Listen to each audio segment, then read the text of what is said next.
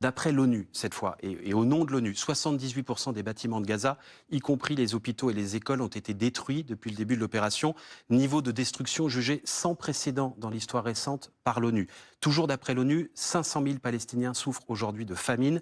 L'aide humanitaire y entre au compte-gouttes et l'immense majorité des 2 millions d'habitants de Gaza ont été déplacés. Mais ils sont tous en vie. Quelle Ils sont tous en différenciation. vie. Le génocide, si vous me parlez justement de centaines de milliers de Palestiniens qui ont été tués, là je vous dirais, ah, peut-être on a un problème. Mais non, ce n'est pas le cas. Ce n'est pas le cas. Nous avons Tous en vie. éliminé, nous avons éliminé à peu près 25 000 terroristes avec des armes en moins, Vous voulez en dire main. que sur les 60 000 morts Il y a recensés à par peu le près une Hamas, moitié. chiffre jugé crédible par l'ONU, une moitié sont des Une terroristes. moitié sont des terroristes Mais l'autre qui moitié, avaient les armes en main. mais l'autre L'autre moitié, moitié, c'est la guerre. Vous savez, c'est une guerre terrible. Je sont n'ai des jamais victimes dit, collatérales de la guerre. que cette guerre était une guerre propre. C'est une guerre terrible. Et c'est une guerre qui nous a été imposée par le Hamas.